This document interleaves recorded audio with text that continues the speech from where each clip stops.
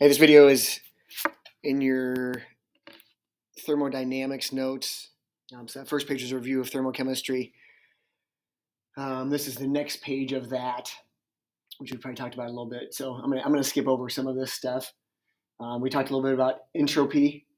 Okay, so this chapter of thermodynamics is going to be on thermodynamically favored reactions. That really just means are reactions spontaneous or not. So they've changed this word now. It is now thermodynamically favored. Is a reaction thermodynamically favored, which means is it spontaneous or non-spontaneous? And there's really three factors that affect that. Really, temperature, entropy, and enthalpy. Entropy, the amount of disorder, and enthalpy, the change in energy in a reaction. Okay, so this is called Gibbs free energy. Okay, this is going to determine if a reaction is spontaneous or thermodynamically favored or not. Okay, and here's kind of the reaction. Here's what we'll kind of use here as an equation. It'll be this little equation right here. So this is what's called Gibbs free energy. Okay, and if a reaction has some free energy, it is considered spontaneous. So if it has some energy to give to the environment, it is considered spontaneous. So when this delta G, when this value right here is negative, less than 0, it is spontaneous or thermodynamically favored. Okay, the reaction will happen spontaneously because there's some free energy to give to the environment. So here's the things that affect it. Delta H, okay, so your enthalpy change minus temperature in Kelvin times your entropy change, products minus reactants. So products minus reactants, products minus reactants. So this determines if a reaction is thermodynamically favored. If you have a reaction where delta G exactly equals 0, so if this equals 0, it's at equilibrium. Okay, delta G is less than 0, so if this is a negative value, it's a spontaneous reaction or thermodynamically favored reaction. If it is delta G is positive, it is not spontaneous in the forward direction. All right, so for right now, that's the only thing we're going to worry about. Okay, you can get delta G by doing products minus reactants. There are tables, just like you have tables of delta H and delta S. Generally, that's not the case. We're generally using delta H and delta S to figure out if your reaction is spontaneous or not.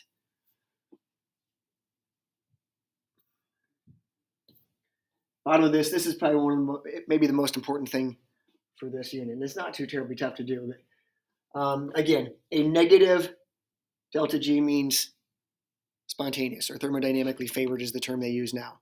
Okay, negative delta G is thermodynamically favored. Let me slide this over a little bit.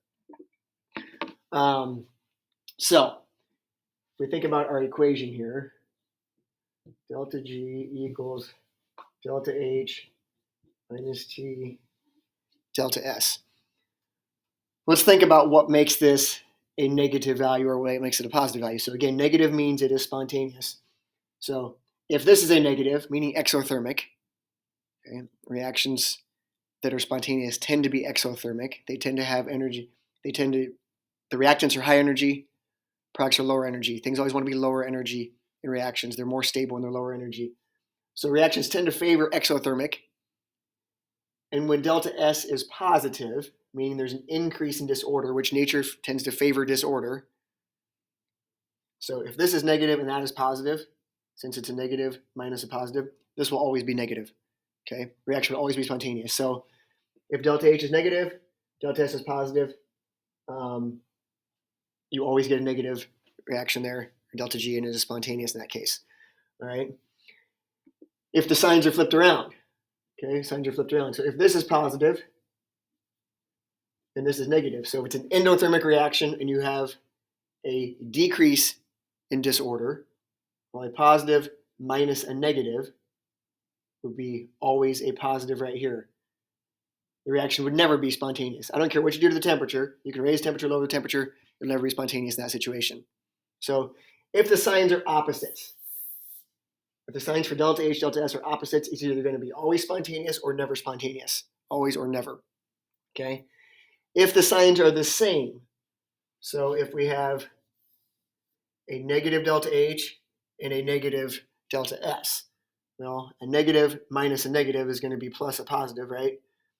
So as this gets bigger, if this gets bigger than that, so if this temperature gets higher and higher and higher, this reaction will become non-spontaneous. It'll become positive. Okay, it'll make delta G become positive as this gets higher and higher and higher. So If both of them are negative, I was thinking negative as being low. Negative being low. The reaction is spontaneous only at low temperatures. Okay, it's spontaneous at low temps. If both values are positive and positive, it will be spontaneous. Sorry, let's minus this. So a positive minus a positive, so that's plus a negative. So as temperature goes up, you have a better chance of becoming negative of delta G. This is spontaneous at high temperatures. So if the signs are opposite, it's either going to be always spontaneous or never spontaneous. Both signs are the same, so you're going to be spontaneous at low temperatures or high temperatures. It's usually not too hard for people to figure those things out. All right. I'm going to come back and talk about these things. Okay. Come back and talk about these. I'm just going to do a couple quick examples here. Let's say we have this just dissolving here. Okay, we got some ammonium nitrate as a solid dissolving in water. It's one-sided arrow because it's completely spontaneous, making some ammonium ions plus some nitrate ions. And I want to know a couple things here. I want to know, let's figure out delta G, and then we'll figure out if it's spontaneous or not. So if we think about a reaction or our equation, I'm going to write it down here. Delta G equals our enthalpy change minus temperature in Kelvin times our delta S. So we're going to use this table, products minus reactants, okay, and get those answers there. So our delta S, looking on that, we would do those two values, which are 113.4. Be careful, those are in joules, okay, whereas delta H values are in kilojoules. So we got that plus 146.4. So those are our products minus our reactant, minus 151.1 equals 108.7 joules. It's actually joules per mole per degree Kelvin. Joules per mole per degree Kelvin. So for this reaction, that is a positive value. The delta S is positive. That means there's an increase in disorder, which makes sense. It's a solid making two aqueous things. There's more disorder on this side. Okay, and reactions tend to favor more disorder. The delta H, again, products minus reactants. I'm looking up off our table here. Our heats of formation is negative 206.85 plus a negative 133.26 minus a negative 365.6. So products minus reactants. Again, that's minus a negative, so plus a positive. And our delta H ends up being 25.5 kilojoules. Positive. So it's an endothermic reaction. So increase in disorder, endothermic reaction. Remember, one's in joules, one's in kilojoules. We're going to have to get those into the same thing at some point in time. All right, I'm going to erase this. So delta S, delta H. Plug in here, tells us the temperature at 25 degrees Celsius. So our delta G equals our delta H, so 25.5 kilojoules, minus our temperature in Kelvin, 25 degrees Celsius plus 273 is 298, times our entropy, our delta S, which has to be in kilojoules, because this is in kilojoules. We got to make this in kilojoules. So 0.1087 kilojoules, and that is a positive value. But think about this right now. We have a positive and a positive, okay? Positive and positive, which means when both those are the same, they're going to be spontaneous at high temperatures or low temperatures. In this case, since they're both positive, as this gets bigger, as the temperature gets higher, it's going to give more negative chance.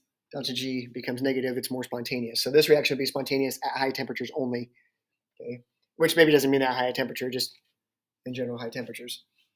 If we do this right here, our delta G at 25 degrees Celsius is negative 6.89, just kilojoules. So this is a spontaneous reaction or a thermodynamically favored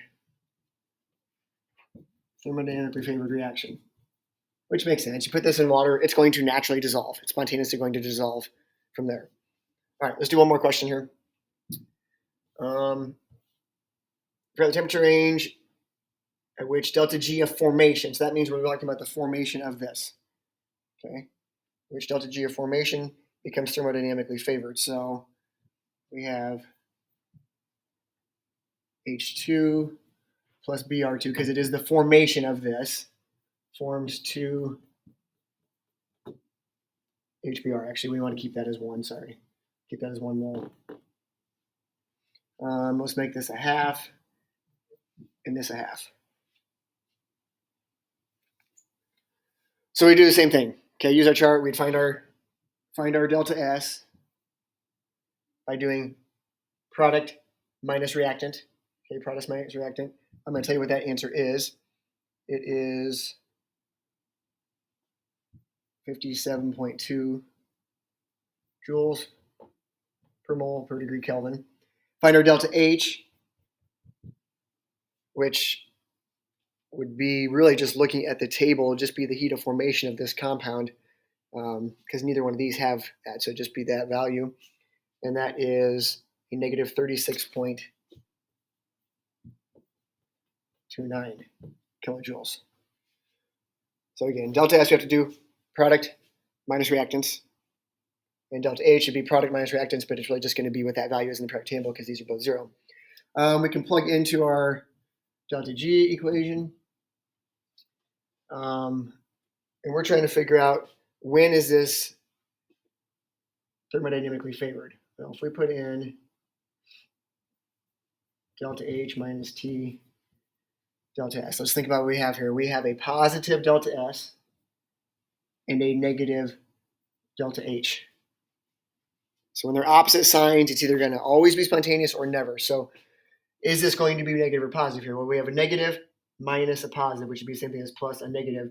Well, this is always going to be negative then. It's always going to be a negative value. So this reaction would be spontaneous. It would be spontaneous at all temps. Doesn't matter what you do to the temperature, reaction would always be spontaneous. Okay, spontaneous at all temps. All right.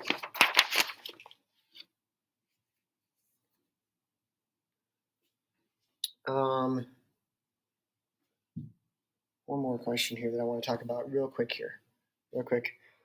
I'm going to give you delta S and delta H for this, again, this reaction. So again, products, I have to take 6 times that, minus that, plus that. So our delta S for this reaction, again, looking off the table, is negative 266.2 joules per mole per degree Kelvin. And our delta H for this reaction off the table is negative 471.6 kilojoules.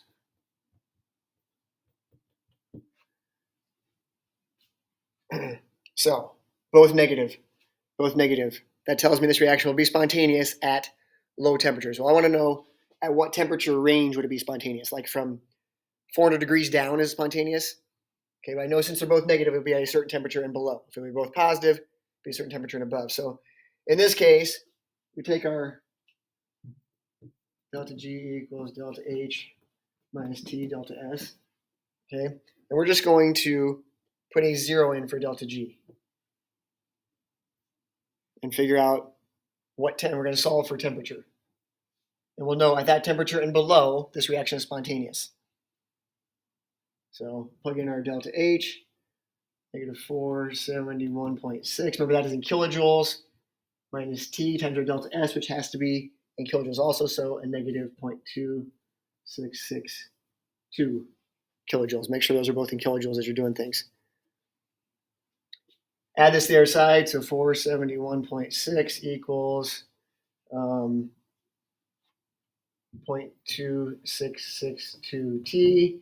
Got a 0.2662. Our temperature is, and it will be in Kelvin, is 1772 Kelvin. So what I'd say is, at that temperature and below, this reaction is spontaneous. Because these were both negative, you're always saying at that and below. So if I put in this value in for temperature, you get a 0. Any temperature below that, The temperature below that will make it become a negative value from there as we go from there. All right, the temperature below this will make this become a negative value as you're going through. All right, that's all we got. Sorry the video is so long.